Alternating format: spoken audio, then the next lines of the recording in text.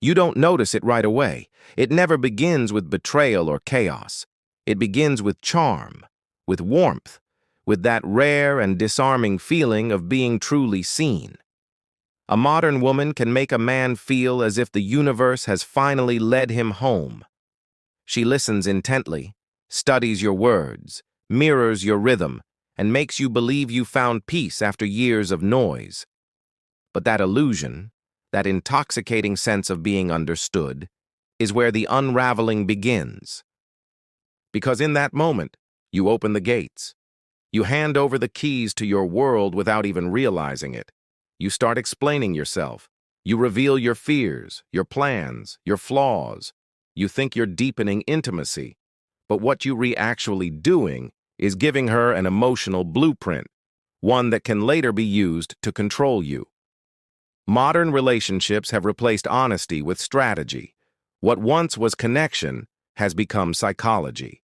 And no one studies that psychology more intently than the modern woman. Not out of malice, but because society taught her to. She's been conditioned since childhood to believe her survival depends not on partnership, but on leverage. That love isn't about harmony, it's about control. Look around. Everything she consumes, social media, entertainment, influencers, teaches her how to manage, test, and manipulate masculine energy. She's rewarded for it. She's told that male vulnerability isn't something to cherish, but something to weaponize. So by the time she meets you, she's not seeking connection. She's armed with tactics.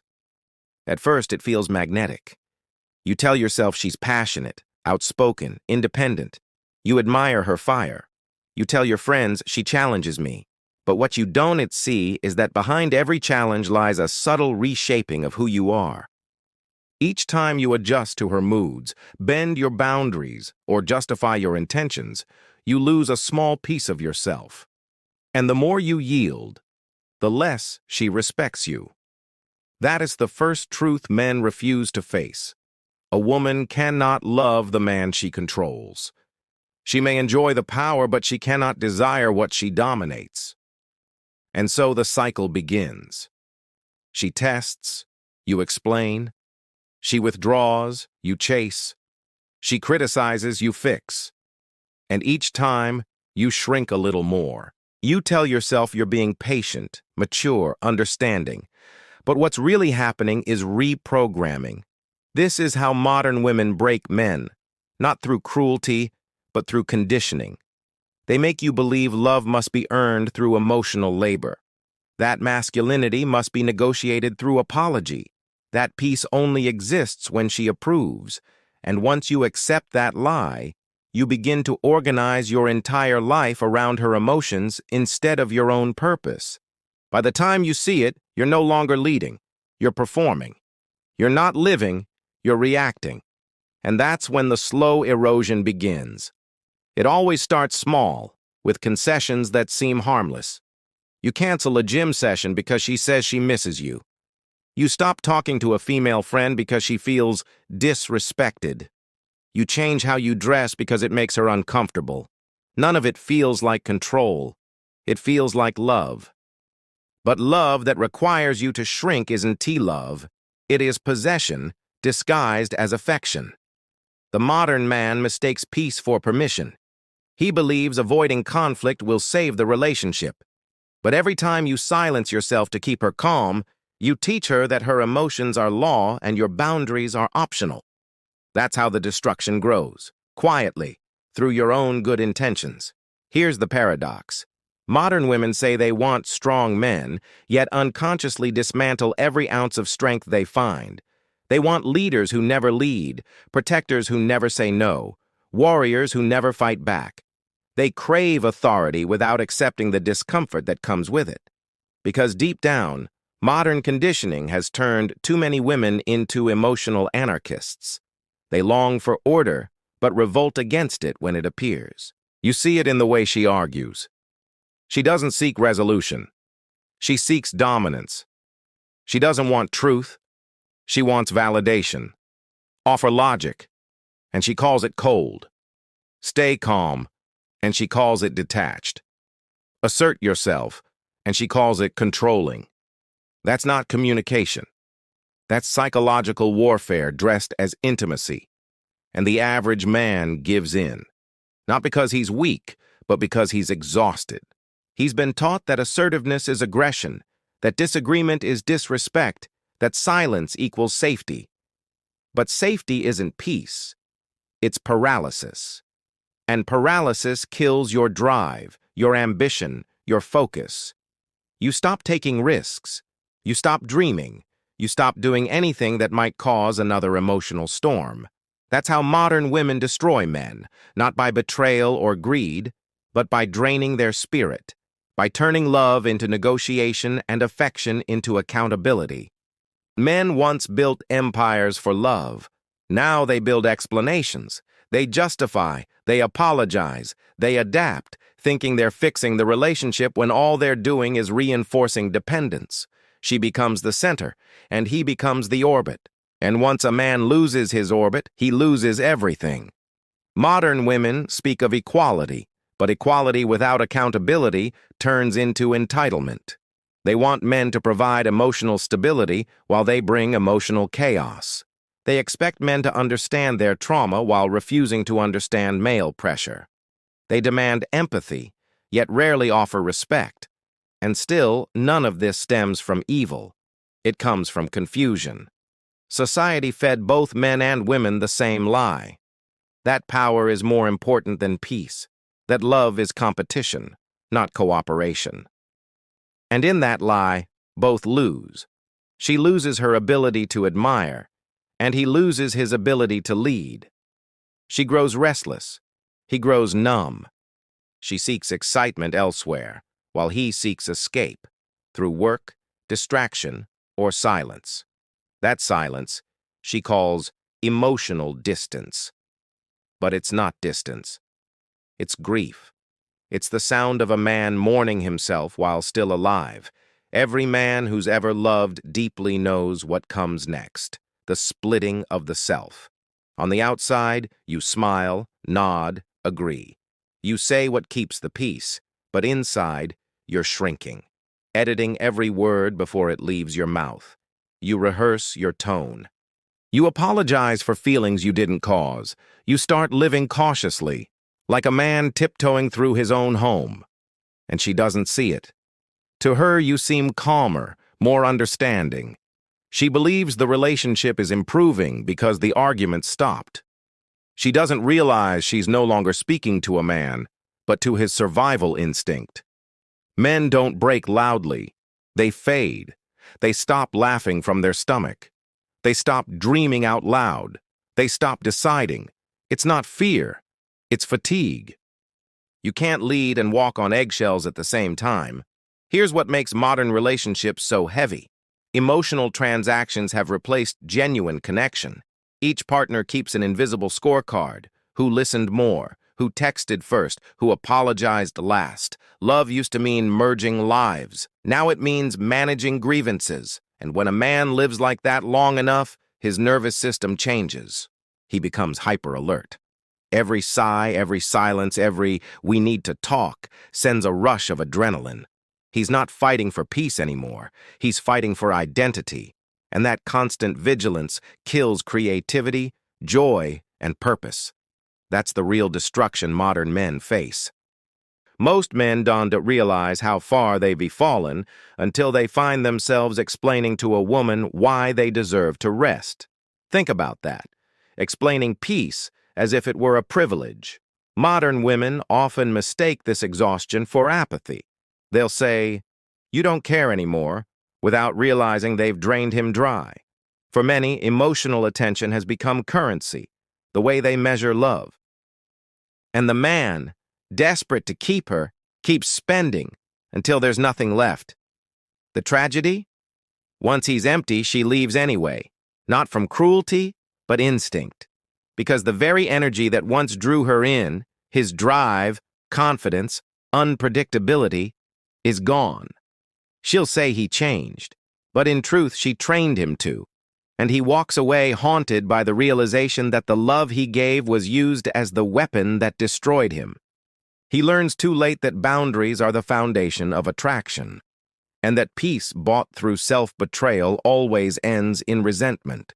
But here's where wisdom begins. Destruction is data. If a man studies how he was broken, he can learn how to rebuild differently. The answer isn't to hate women, it's to understand the design. The modern woman isn't the enemy, she's the mirror. A reflection of a culture that glorifies independence but starves intimacy, that rewards emotional performance but punishes vulnerability. She's been taught to seek validation, not connection, and the man who doesn't see that will keep fighting symptoms instead of the system. The cure isn't bitterness, it's awareness. Because once you see the game, you stop playing it. Awareness changes everything. The moment a man truly wakes up, the battlefield shifts. He starts recognizing the pattern, the subtle tests, the small tone shifts, the invisible power plays that used to go unnoticed. It asks like suddenly seeing the strings of a puppet show he has been part of for years. And that realization doesn't bring anger, it brings clarity. It makes him quiet, because now he understands something most modern men never do. That not every argument is what it appears to be. The fight about the dishes isn't about dishes. The tension about your tone isn't about words. It's about control. About testing whether your frame will bend, about finding the edges of your strength through the boundaries of your patience. When a man doesn't see this, he reacts. When he does, he observes. That's where real power begins, not through aggression, but through stillness. The moment you stop reacting, you break the emotional feedback loop that fuels her dominance. Modern women are trained in emotional choreography. They provoke, you respond, and that response feeds their sense of relevance. But when you stand still, calm, grounded, unshaken, something inside them changes. They can't find your buttons anymore. And once a woman can no longer regulate your emotional state, she either evolves or exits. Either outcome is victory, but men must grasp a deeper truth. You can to lead a woman if you too afraid to lose her. Fear of loss is the leash most women feel wrapped around men's necks. That's why she can pull away knowing you'll chase, criticize knowing you'll explain, withdraw knowing you'll beg. But when you master detachment, you rewrite the entire dynamic. Detachment isn't coldness, it's clarity. It's saying, I choose you, but I don't need you to choose me to stay whole. That is power. That's what modern relationships lack. Interdependence instead of dependence. Because here's the truth no one admits. Modern women weren't raised for love, they were raised for leverage. And men weren't raised for leadership. They were raised for approval. So both enter relationships seeking control, not connection, and call the resulting chaos compatibility. But a man who reclaims leadership does it not through dominance, but through discipline. He stops chasing emotional highs and starts setting emotional standards. He no longer argues about tone or mood swings.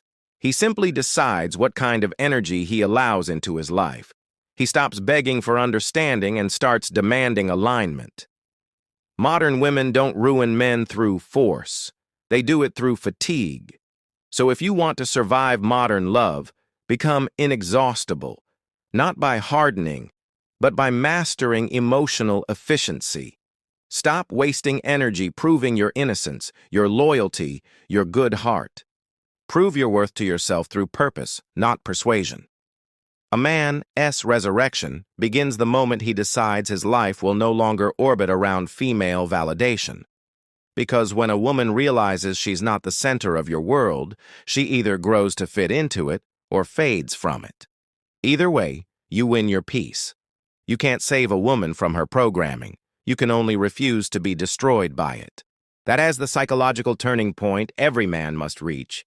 The day he stops trying to fix her mood and starts protecting his mind. That's the day he becomes free. And from that freedom, real love, not performance, not power struggle, not dependency, finally becomes possible. When a man reaches clarity, everything changes quietly. He stops explaining himself. He moves slower, speaks less, listens more. He doesn't raise his voice because he doesn't need to. The energy that once went into defending his choices now goes into refining them. He starts living from the inside out, not the outside in. And people notice. Friends call him distant. Women say he's different. What they really mean is that he's stopped being predictable. His peace is no longer for sale. You can't guilt him into compliance or flatter him into distraction. His boundaries aren't walls, they're architecture. They don't shut people out, they hold his life up. That's when power returns in its purest form. Not control over others, but control over self.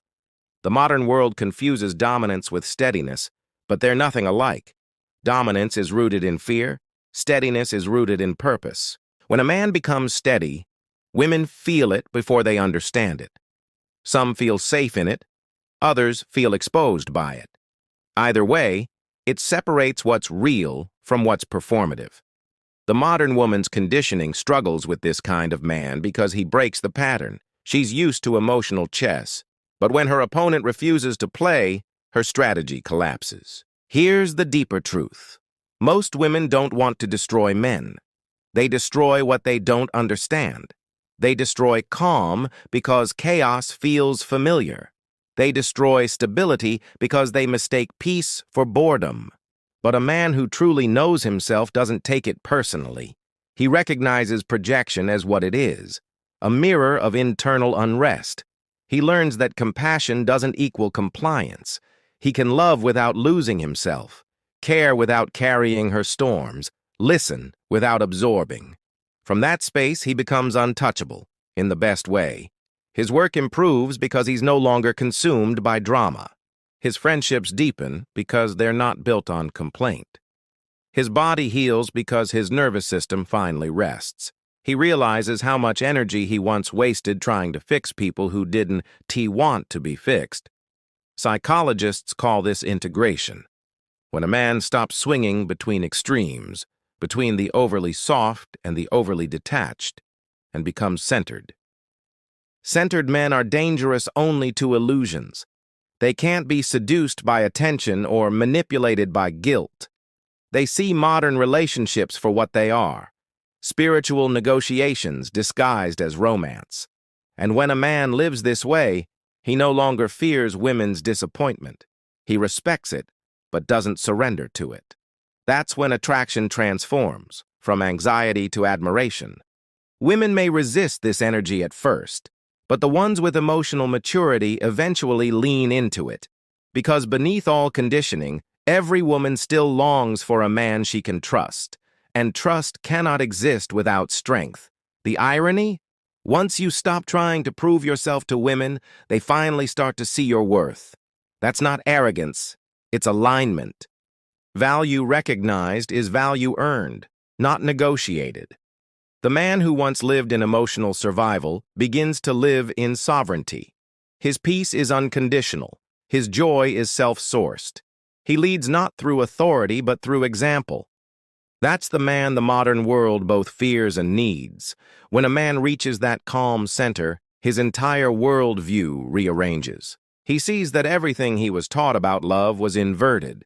He was told sacrifice equals affection, compromise equals maturity, transparency equals intimacy. But he learns that love without boundaries is self-erasure, and self-erasure always breeds resentment. So he stops chasing the fantasy of being fully understood. He realizes men and women will never completely understand each other, and that's okay. Harmony doesn't come from perfect understanding. It comes from mutual respect, from polarity, the magnetic tension between strength and softness, logic and emotion, order and spontaneity. The modern world killed polarity by teaching both genders to be the same. But sameness creates conflict, not connection. A man who reclaims polarity doesn't compete with women. He complements them. He stands firm in who he is. He stops apologizing for his masculinity, stops softening his tone to seem less intimidating, stops shrinking his purpose to make others comfortable. Because safety built on lies isn't safety. It's sedation.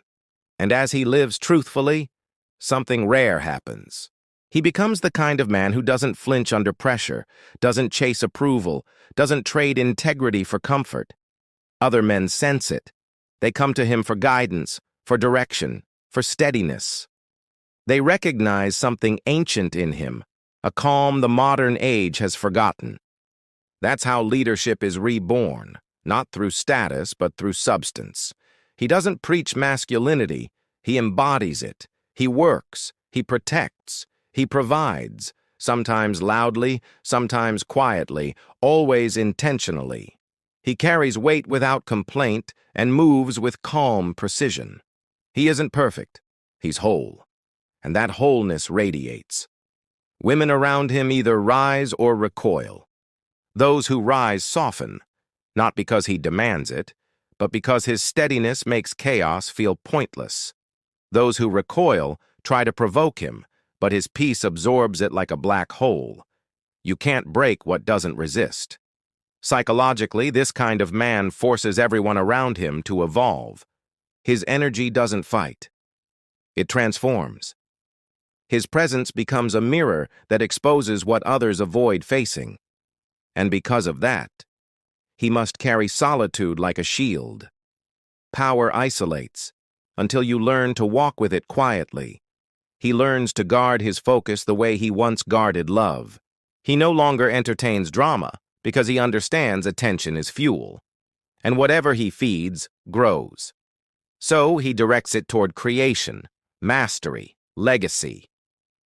The man who once spent himself proving his worth now builds a world that doesn't need permission to exist. His greatest revenge is evolution. And ironically, the women who once drained him now chase men like him, but can't reach them anymore. Because he's no longer playing the same game. He doesn't run on validation, he runs on purpose, and purpose has gravity. It pulls what's real closer and pushes what's false away. This is where the story shifts, from destruction to rebirth. Because every man broken by modern love holds within him the power to become unbreakable. Not by hardening his heart, but by mastering it. That is how you rebuild after destruction. You make peace with pain until pain turns into wisdom.